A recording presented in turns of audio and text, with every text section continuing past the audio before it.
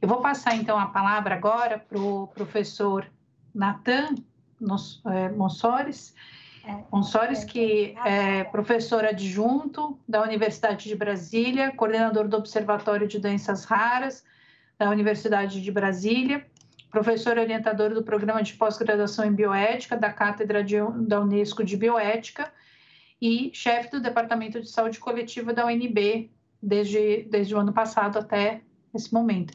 Obrigada pela sua participação, professor Natan. É um prazer tê-lo aqui para poder discutir essa questão conosco sob essa ótica do capacitismo e as doenças raras.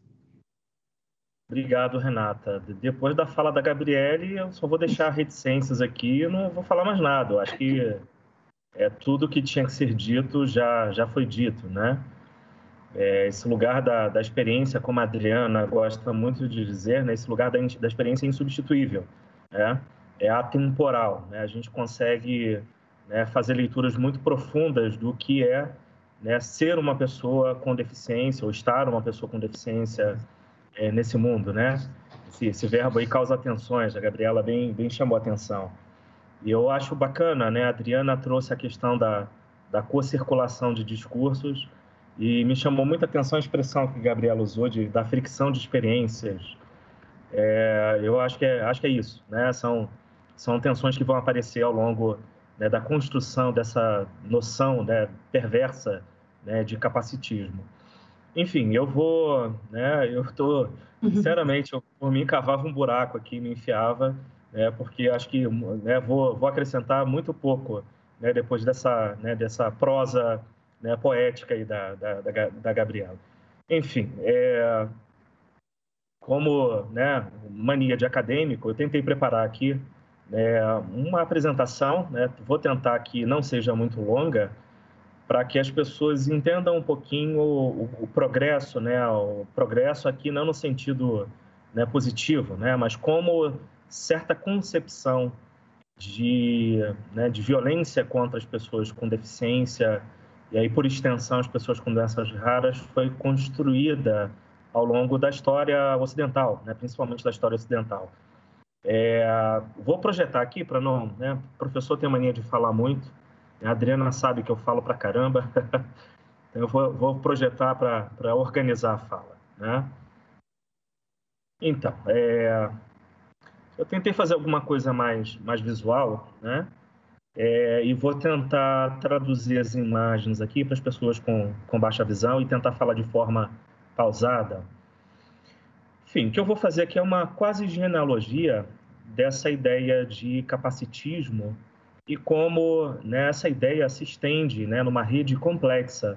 E a figura que lembra, né, essa noção de rede, né, são círculos ligados aqui, né, por uma série de linhas, é como essa ideia foi construída numa rede de circulação de discursos e, né, de certa forma, isso aqui representa a forma como as pessoas com deficiência, as pessoas com doenças raras têm sido tratadas nesse mundo, né? A ideia, né, de deficiência, a ideia, né, de segregação das pessoas com corpos diferentes traz muito, né, diz muito sobre a forma como a gente construi a sociedade, a nossa sociedade. Então eu vou, né, resumidamente, a ideia que eu vou percorrer, e aí coincidentemente, Gabriela, Adriana, né, usar alguns desses referenciais, eu vou tentar construir aqui uma ideia de como esse corpo com deficiência, essa pessoa com deficiência, transitou, né, de certa concepção divina até chegar a uma certa ideia de humano hoje, né? Passando aqui por alguns conceitos. O conceito dessa vida matável, dessa vida sagrada, separada, né, que existia na antiguidade, né, dos corpos intocados em alguns aspectos, né, os corpos que estavam sujeitos a julgamento divino. Vou passar por uma ideia aqui do freak, da curiosidade médica, das teratologias, como é que isso acabou se configurando depois numa certa concepção de anomalia, depois de uma certa ideia de excepcional, de excepcionalidade, e como no século XX, né, no final do século XX, essas ideias acabam entrando também, acabam constituindo, de certa forma, a narrativa que temos hoje sobre doenças raras, as pessoas com doenças raras. Então, eu gosto de usar muitas imagens, né? Assim, estou trazendo uma figura aqui, né, que são esqueletos humanos tocando instrumentos em cima de um caos, né, em cima aqui de uma cidade destruída. E nessa figura, qual que é a ideia que eu estou tentando trazer? Né? Desse caráter fantástico das doenças raras e das deficiências. O que eu estou chamando de fantástico aqui? Né? Por algum tempo da história ocidental, se associou à deficiência, se associou a algumas doenças raras, essa ideia do mágico, do divino, né? E que os corpos dessas pessoas, a vida dessas pessoas, era configurada pelos julgamentos das divindades. Então, as pessoas tinham os corpos, né, das formas, né, apresentavam seus corpos, né, com as ditas deficiências em função, né, desse juízo divino, ou de karma, ou de efeito deletério do pecado, ou, né, como é expresso em um trecho do Novo Testamento, em algumas circunstâncias, os religiosos se referiam a essas pessoas, né, como caminho de possibilidade para a manifestação da glória de Deus, né? Essa ideia aqui de ad maiorem Dei gloriam, né? Então, quem pecou, ele ou seus pais? Não, isso aí foi feito, né, para que a glória de Deus fosse manifesta. Então, o que é essa glória de Deus? As pessoas com deficiência, né, sempre recebiam a misericórdia, né? Faziam parte do exercício de misericórdia dos cristãos, né, e de outras religiões ocidentais. Então, a misericórdia é uma forma, né, da glória de Deus se manifestar dentro desses contextos.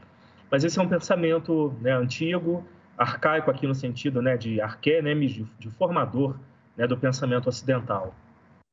Mas esse discurso aqui ele começa a circular junto, né, como a Adriana se referiu em sua fala, com outros discursos, né, com outras concepções. Então, à medida que, né, historicamente, o conhecimento do corpo, né, do homem, do corpo da mulher, do corpo da criança, do corpo do idoso, dos corpos, começa a ser, né, dissecado, começa a ser trabalhado, né, por certas concepções da anatomia, por certas concepções, né, da história natural, se buscou nesses corpos, né, com deficiência, explicações, tendências, modelos, para que se entendesse um pouquinho das dinâmicas, né, que eram apontadas pela filosofia antiga, pela filosofia religiosa. Né? O que eu estou chamando aqui de dinâmicas e tendências? Por muito tempo, né, a escolástica, os pensadores medievais trabalharam com certas leituras do pensamento aristotélico, né, e a gente está falando aqui dos filósofos gregos, né, de causas e formas, né? Esses corpos com deficiência, eles respondiam a determinadas causas e adquiriam estas formas em função de uma série de explicações. Né? Essas explicações, né, se dariam principalmente num contexto de imperfeições desse mundo aqui. Né? Então, existia uma oposição entre o mundo do concreto, o mundo aqui, né, da nossa realidade, e o mundo das ideias, né? Uma oposição entre o mundo das formas e o mundo das ideias, o mundo das essências. Né? E apesar de todos termos sido feitos à imagem de Deus, né? Essa ideia do imago Dei, uma cópia, isso é discutível, né? O que é essa coisa da imagem de Deus quer dizer, né? Mas havia, né, uma introdução aí de imperfeições pelo pecado. Né? Então, durante certo tempo da história, né, das discussões que aconteceram ao redor, né, da noção de deficiência, de pessoa com deficiência, né, com pessoa com doença rara, né, por consequência também, era essa construção, né, que acontecia no imaginário, nos discursos, no dia a dia das pessoas. Um pouquinho mais para frente, né, e a figura que eu tenho aqui é a capa de um livro, e na capa desse livro está escrito aqui The Wonders, e, né, tem imagens, tem fotos lá do período vitoriano, né? Então, quando a fotografia começou a ser utilizada, e nessa capa tem figura, né? Tem fotos aqui com com algumas pessoas com deficiência, algumas pessoas com condições raras, né? E nessa época, as pessoas com deficiência eram rejeitadas, né, por suas famílias, eram abandonadas por suas famílias e acabavam sendo acolhidas dentro desse espetáculo, né, aqui das maravilhas, ou a gente poderia traduzir aqui para o português, né, como do bizarro, né? Então, se olharmos os textos da época, né, as propagandas de circo, as propagandas de alguns espetáculos, há uma série de referências a essa ideia, né, dos wonders, do freak, das monstruosidades e dos corpos degenerados. Então, por algum tempo, né, da nossa sociedade ocidental, as pessoas com deficiência, as pessoas com algumas condições raras, foram tratadas dentro dessa categoria aqui de espetáculo, né, de zoológico de pessoas. Então, eram pessoas que tinham corpos diferentes e esses corpos eram expostos, né, para diversão, para entretenimento, né, das pessoas que se consideravam normais. E, novamente, esse pensamento não nos abandonou, ele continua circulando. Nesse slide aqui eu trago uma figura, né, uma ilustração, uma gravura, na verdade, né, em tons de cinza. E nessa gravura aqui, é uma gravura que reflete aqui, né, um período antigo, um período, né, talvez aqui romano. Como tem violino aqui, já é Idade Média, não tinha rabeco ou violino para os romanos. Mas é uma pessoa identificada como um louco, né, com careca, né, sem cabelo, né, com os cabelos raspados, né, por essa sociedade opressora, com correntes no pé e cercado, né, por diversas pessoas que, ora, estão aqui nesse dito exercício de misericórdia, ora estão aprisionando e examinando essa pessoa identificada como louco, né? Uma pessoa que tem uma deficiência intelectual, né? Que vive com uma deficiência intelectual. Então, essa época aqui surge um discurso, né? Que é o discurso dos alienados, o discurso dos excepcionais. E essas pessoas eram tratadas com distinção, mas não é uma distinção positiva, é uma distinção negativa. Então, eram ocultados da sociedade, né? Eram tratados como vergonha da família, como peso para a sociedade. E, de modo geral, tirados de circulação, quer dizer, começavam a ser albergados aí em asilos, em hospícios, em lugares separados. Então, a pessoa com deficiência intelectual, né? A pessoa com doença rara começa, nas novas organizações que a sociedade ocidental começa a apresentar, começam a ser separados, né? Começam a ser tratados com uma distinção diferente da época antiga, né? Na época antiga, a gente ainda tem um tratamento do divino, né? O louco ainda era, né, um ser divino, uma entidade que representava o divino, né? Ou dava a liberdade de expressão para os deuses. Aqui não. Aqui a questão da vergonha, né, começa a aparecer com muita força, né? A pessoa com deficiência, a pessoa com doença rara começa a ser tratada como pária e começa a ser separada, né, do convívio da sua família e da sociedade. À medida que o pensamento, né, ocidental ganha, né, uma certa complexidade e começa a beber muito na ciência, né, na história natural, um outro tipo de pensamento começa a surgir, né?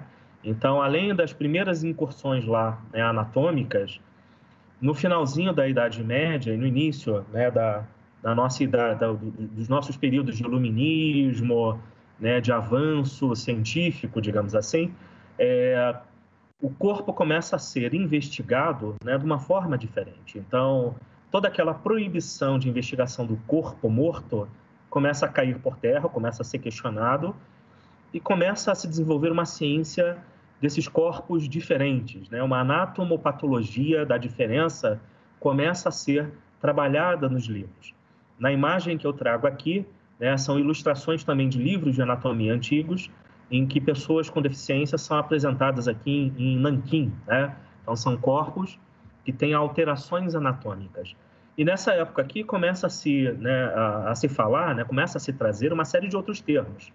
Teratologia, malformações, deformidades, anomalias, defeitos, são todas concepções construídas, né, que têm base nesse pensamento anatomopatológico, né, nessa tentativa da medicina né, pós, né, Idade Média, no início, né, do Iluminismo, de investigar, prescrutar, entender esse corpo, né, que apresenta uma diferença. Ao longo, né, dos séculos, essas concepções anatômicas vão ganhando, né, vão se alimentando, na verdade, de novas concepções científicas, conceitos de fisiologia, conceitos de funcionamento dos corpos começam a ser trabalhados, né, dentro dessas concepções aí de corpos alterados. Então, a gente tem, né, por volta aí de 1800 e alguma coisa, o surgimento de certas ideias de herança, né, o surgimento de certas ideias de embriologia, né, como os corpos eram formados no interior, né, dos ventres, né, das mulheres. E, né, a biologia é uma ciência nascente aí. E aí eu queria chamar a atenção para isso. Né? Por muito tempo, a biologia, né, era simétrica, né? Era a mesma coisa que genética. Quer dizer, era uma ciência de compreensão do funcionamento dos corpos humanos, era uma ciência de compreensão, né, da beleza, da perfeição do corpo humano. E essas discussões no seio científico, lá né, dentro do mundo científico, começam a ser tratadas, né, também, né, por reflexo, né, por incorporação dentro da nossa sociedade ocidental. Então, os médicos começam a descrever as suas curiosidades em jornais, em textos, e divulgar isso, né, para o grande público. Então, a imagem que está trazida aqui, né, nesse slide é uma imagem de 4 pessoas, também com seus cabelos raspados, como aquela imagem, né, lá da Idade Média, né, ou da Idade Antiga, né, no slide anterior.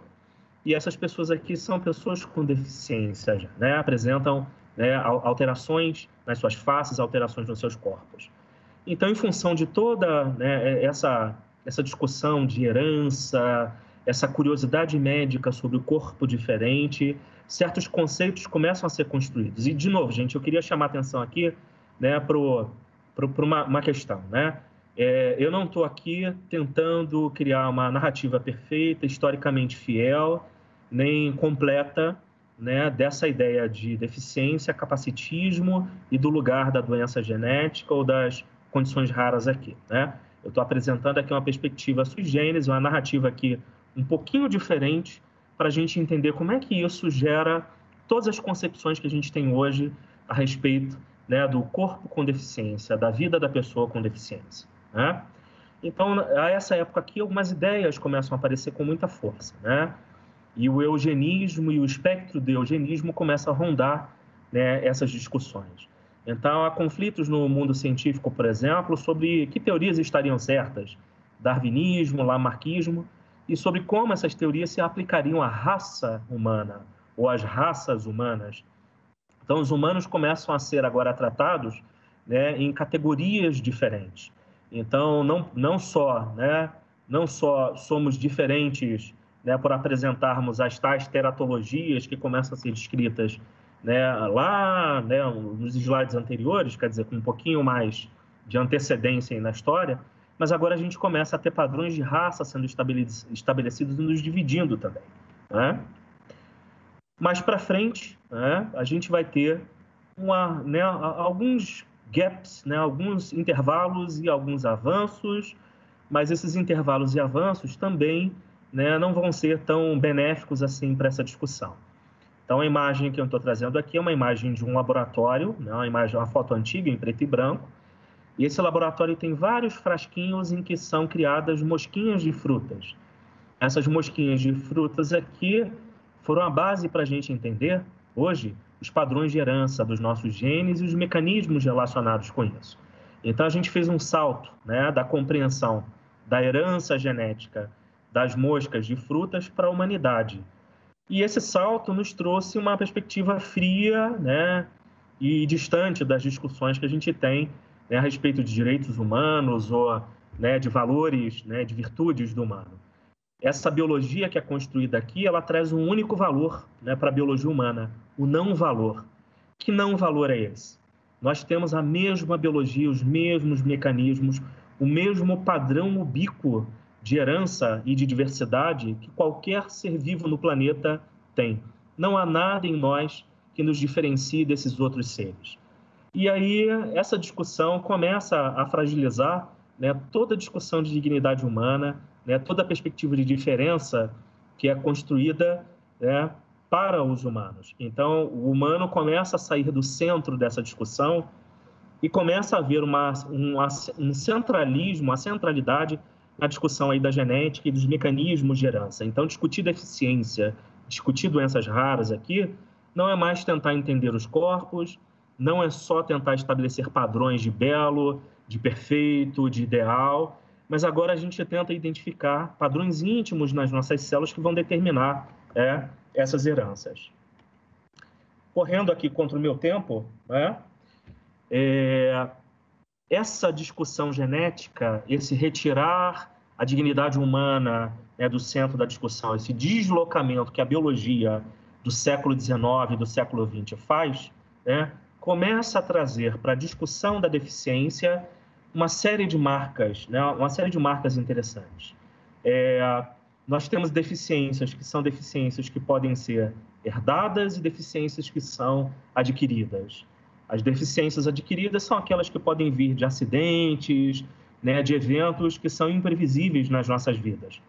Mas há um conjunto enorme, né, de questões que vão ser herdadas, vão estar associadas intimamente ao nosso metabolismo, à nossa genética. E que questões são essas? Então, são questões que vão marcar as deficiências congênitas, né, que vêm conosco lá do útero. São deficiências que vão ser atravessadas pela expressão de genes, pela bioquímica, pela alteração das nossas fisiologias.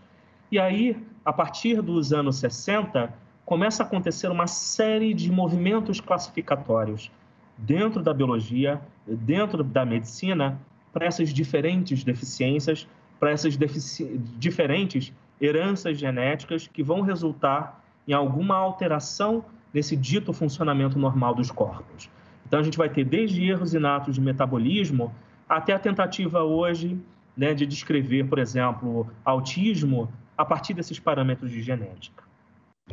Então, hoje, né, a gente trabalha nesse campo, né, aí muito complexo, que é esse campo, né, que Darwin, né, eu estou trazendo aqui uma frase do Darwin, que Darwin fala que a evolução e a genética nos permitiu compreender essas infinitas formas de grande beleza, quer dizer, essa diversidade e essa variedade do mundo.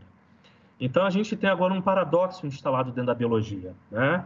Então, ora, a biologia nos informa sobre forma e função, né, das nossas células, dos nossos corpos, mas, ao mesmo tempo, novos essencialismos, novos determinismos são trazidos. Então, na biologia do século XXI, a gente volta a uma busca à perfeição dos corpos, mas não a perfeição lá do Éden, não a perfeição da criação divina, mas a perfeição estabelecida pela técnica, pela intervenção que nós fazemos sobre os corpos das pessoas. Então, se você tem uma deficiência, o seu corpo é consertável. Se você possui, né, se você cresceu com uma doença genética, esse corpo é passível de uma série de intervenções melhorativas. E aí vem um lado, né, vem os dois lados dessa moeda, né? A gente tem um Janus de duas faces, né? Ao mesmo tempo que, né, alguns desses processos de cura, de tratamento são desejáveis, porque melhoram as condições de vida e trazem dignidade para as pessoas, ao mesmo tempo a gente cria novas formas de segregação, a gente cria padrões transhumanistas de segregação para essas pessoas. Então, essa biologia do século XXI, ela não resolve nenhum capacitismo. Na verdade, ela sofistica e incrementa essas formas de compreender, né, os corpos humanos. Gente, por favor, controle o meu tempo aí, né? Estou controlando aqui. A gente começou um pouquinho atrasado, então a gente consegue ficar pelo menos mais, acho que uns 10 minutinhos. Positivo. Até antes disso, eu acabo aqui, tá? Então, essa minha história imperfeita, né, a respeito de como a sociedade ocidental trata as pessoas com deficiência, né, ela nos coloca aqui numa seguinte questão. Então, a gente precisa compreender que capacitismo, genética, deficiência, essas novas formas que as novas tecnologias do século XXI, né, trazem para compreender esse corpo diferente, essa vida diferente, né? Isso tudo nos coloca aqui num patamar de discussão, né, de um objeto de fronteira. Então, a discussão social ela é importante, mas a gente não pode abandonar a discussão biológica. A discussão biomédica ela é determinante para que a gente entenda mecanismos, formas, funções, mas ela não consegue alcançar toda a complexidade de estigmas e segregações que são trabalhadas dentro do contexto da teoria social. Então, né, temos aí dois polos que às vezes se colocam em contraponto, né? Por um lado, temos teorias biológicas, teorias biomédicas, né, que vão tentar determinar o que é essa deficiência, ao ponto de termos também aí num outro polo de oposição, né, toda a construção de uma teoria social que vai dizer que, olha, né, a deficiência não está nos corpos das pessoas, a deficiência está na sociedade, o capacitismo está na sociedade, que não consegue entender, que cria barreiras para que a vida dessas pessoas seja plenipotencial. Então, a gente tem um objeto de fronteira aqui, né? E esse objeto de fronteira, ele se desdobra, né? Ele se desdobra em diversas coisas.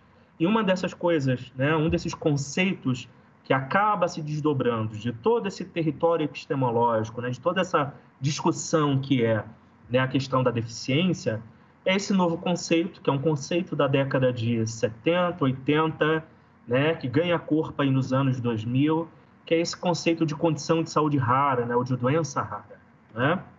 Então, o que é essa doença rara? Essa doença rara abarca, né, as doenças raras abarcam uma diversidade enorme de condições genéticas, de diferenças genéticas, que são tratadas pelo pensamento biomédico como desordens genéticas.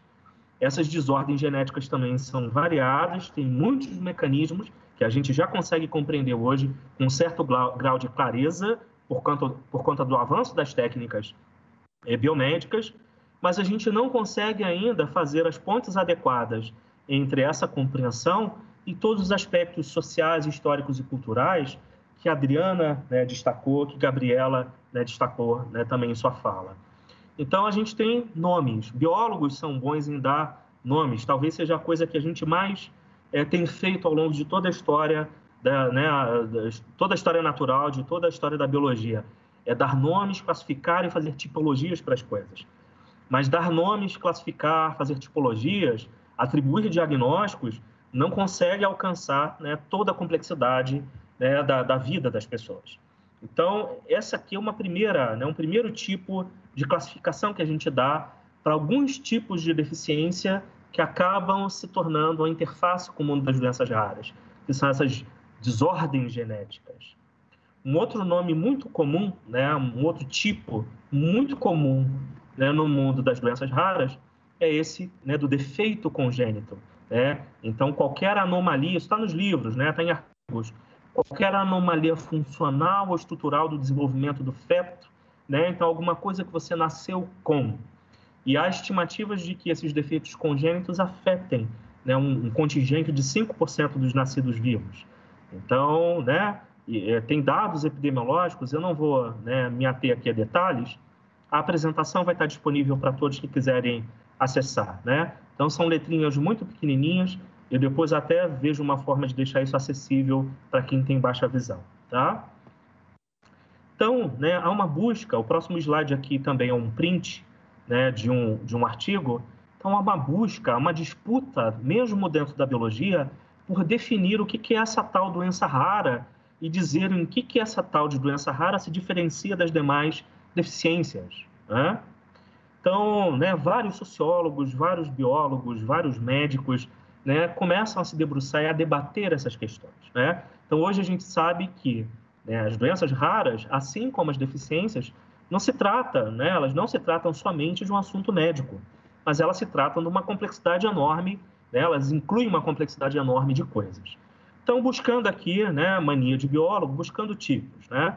Meu slide aqui eu tenho uma figura, né, com vários quadradinhos coloridos. No eixo aqui X, né, na parte horizontal está escrito doença em inglês, na parte vertical está escrito características, né? Então, assim, os biólogos, né, os médicos buscam o tempo inteiro tipificar doenças a partir das suas características. Para as doenças raras não é diferente, né? A maioria afeta crianças, a maioria das doenças implicam alterações nesses corpos, vão ter fenótipos e fenômenos, quer dizer, vão se expressar no mundo de formas diferentes. Os livros de medicina vão trazer essas pessoas como poliqueixosas, né? Então, a queixa talvez seja uma coisa que incomode, né? Então, a reclamação de que olha, você não está olhando para a minha necessidade, né? Incomoda, né, os textos médicos. E aí, né, trazendo alguns números para que as pessoas consigam entender o que são essas tais doenças raras. Então, entre 3,5% e 5,9%, né, das pessoas que nascem no mundo podem apresentar uma condição rara. Então, a gente está falando aí entre 260 e 450 milhões de pessoas vivendo com essas condições raras no mundo todo, né? Dessas doenças raras que chegam, né, essas condições raras que chegam ao universo de quase 7 mil, 8 mil, 9 mil, dependendo da tipologia, 150 delas, né, são responsáveis por maior agravo, quer dizer, maior perda de qualidade de vida, maior carga de adoecimento para essas pessoas. E essas doenças vão acontecer, essas condições vão aparecer, né, de 1 a 5 vezes a cada 10 mil pessoas que nascem, né? Então, esse aqui é um slide que todo livro-texto traz, né, todo médico geneticista, todo apresentador traz. Eu trouxe ele aqui, né, não vou ler tudo, mas eu queria destacar alguns aspectos que fazem ponte com as coisas que a Adriana, né, certamente disse e Gabriela também, né? Então, essas pessoas não devem ser tratadas só como números, né? Doença rara é muito mais uma experiência, né, em termos de como, né, eu consigo manter a minha qualidade de vida frente ao mundo que é absolutamente adverso, né, com as minhas diferenças, do que quantitativos e continhas que eu faço, né, de prevalência ou incidência. E algumas coisas precisam ser ditas aqui. Essas pessoas gastam muito tempo das suas vidas, né, das suas delicadas e sensíveis vidas, em busca de diagnósticos, em busca de acesso a tratamentos. E, de modo geral, o cuidado dessas pessoas precisa ser multiprofissional, né? Não pode ser um cuidado do tipo queixa-conduta, né? De eu bater num pronto-socorro e ser atendido em função da minha queixa. Isso mata as pessoas que têm condições raras, porque provavelmente, ao verbalizar, né, um sintoma, né, há uma série de outras questões fisiológicas acontecendo no interior desses corpos e dessas células. E é preciso destacar aqui que 95%, né, dessas condições raras não é passível de qualquer incursão clínica específica, quer dizer, não tem remédio para isso, não tem tratamento de cura, né, para essas condições. Então, nós precisamos ver essas pessoas, né, de uma forma mais inclusiva, né? A meta do cuidado para essas pessoas deve ser garantir qualidade de vida. Esse aqui é um slide que circula, eu não vou gastar muito tempo, porque nosso tempo está avançado aqui, gente, mas é uma figurinha mostrando um pouquinho das características dessas condições, mas eu queria chamar a atenção para essa próxima aqui, né? Essa é uma imagem, gente, tirada de um livro de anatomia, são vários corpos humanos, em cada um dos corpos humanos há, né, os sistemas, né, o sistema respiratório, o sistema circulatório desenhado aqui, né? Então, em cada corpinho eu tenho um sistema separado. O que eu estou querendo dizer com essa figura, né? As condições raras apresentam a ubiquidade de efeitos, quer dizer, uma condição rara, uma alteração num gene, uma alteração num cromossoma, ela vai ter efeitos em todos esses sistemas aqui, né? E às vezes simultaneamente em todos os sistemas, às vezes mais em um do que em outro, né? Então, uma ubiquidade de efeitos. E, de modo geral, essa ubiquidade de efeitos, né, efeitos fisiológicos, anatômicos, se reflete numa ubiquidade social, uma ubiquidade social de estigmas.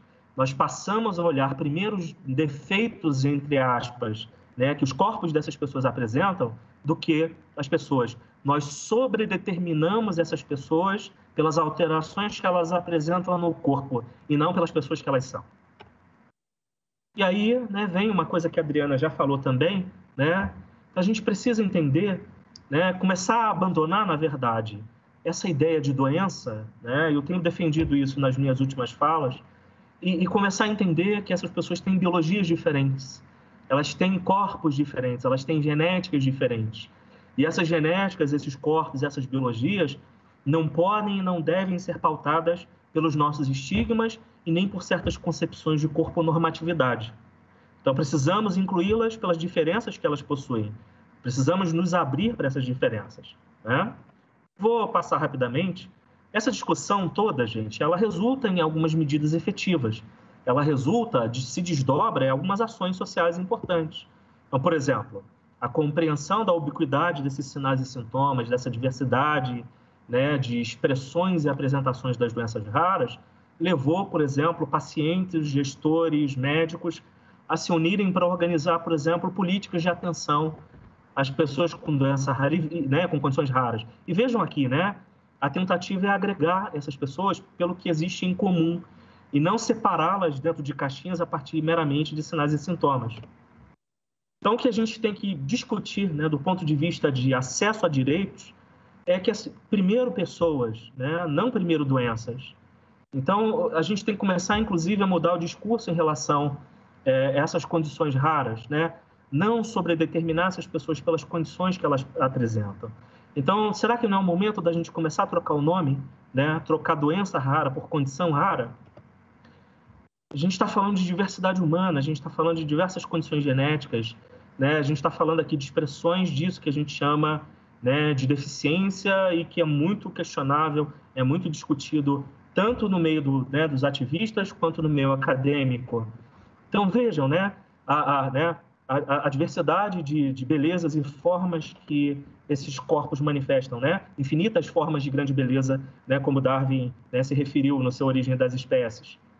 Então, a gente tem que entender que doença rara, condição rara, né, faz parte da expressão da diversidade humana. Na expressão dessa diversidade humana, algumas vezes, algumas dessas vidas vão ser mais delicadas, mas essa genética não pode estabelecer destinos, né? Esses indivíduos, né, essas populações, elas precisam ser compreendidas a partir desse paradigma biopsicossocial. Nem bio numa ponta somente, brigando com o social na outra ponta, mas de uma forma integrativa, talvez, complexa, talvez, né?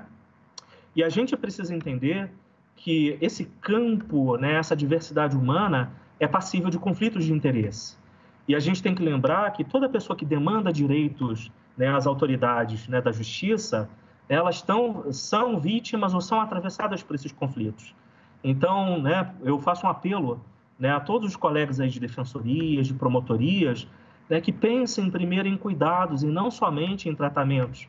De que forma a gente consegue garantir medicamento, sim, mas também tudo aquilo que essa pessoa precisa, né? Às vezes alimento, às vezes transporte, às vezes acesso a um serviço de saúde, né? A Adriana já trouxe aqui alguns aspectos das diferentes correntes teóricas que vão discutir, né, essa questão do capacitismo. Eu não vou me alongar aqui, né? Há modelos diferentes de compreensão disso, mas eu queria terminar, né, minha fala com isso aqui, né? Então, capacitismo, né, que chega, né, que afeta as pessoas com condições raras, ele é um capacitismo, né, que pega esse tipo aqui, né, de deficiência, digamos assim, né? São deficiências invisíveis, são pessoas que vão ter alterações no metabolismo, isso talvez não esteja aparente.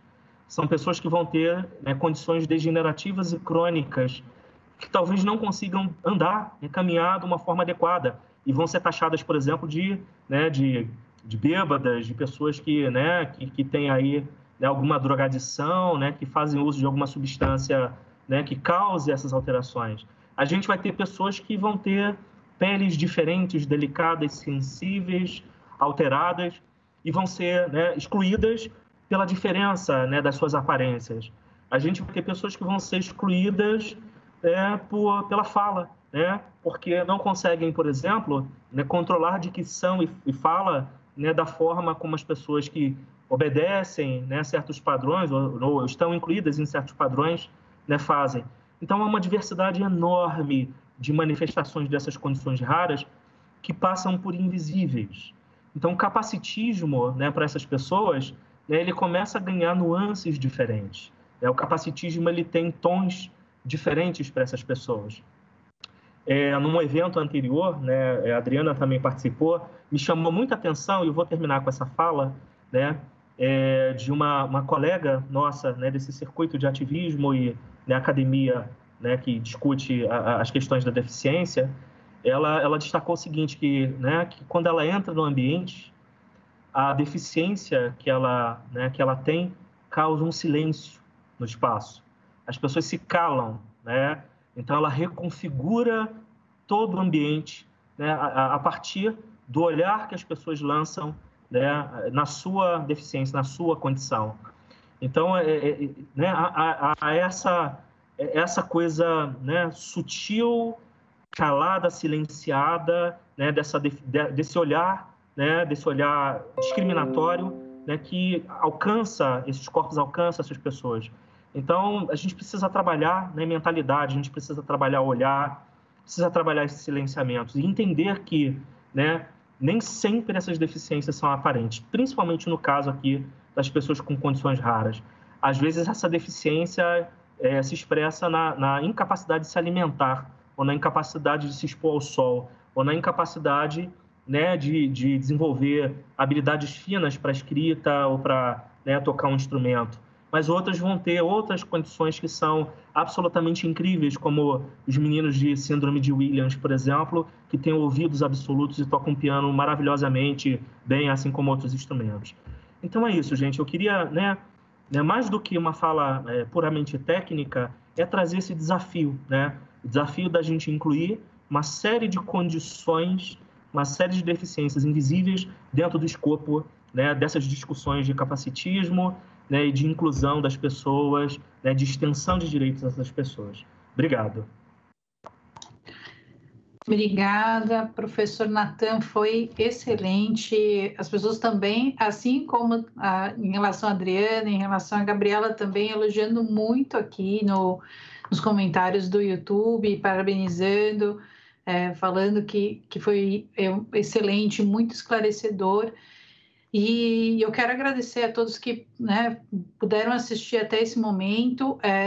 Eu acho que a gente não esgota esse tema, né? Eu acho que a gente só está começando a discutir esse tema nas defensorias públicas.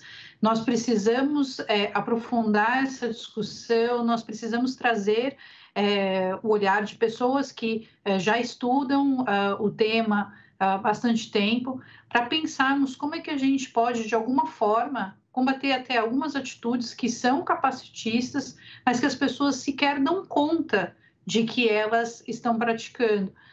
E eu coloco que, assim, a sua fala me tocou bastante, porque eu sou uma pessoa com 2 condições raras, e demorei 32 anos para conseguir ter um diagnóstico.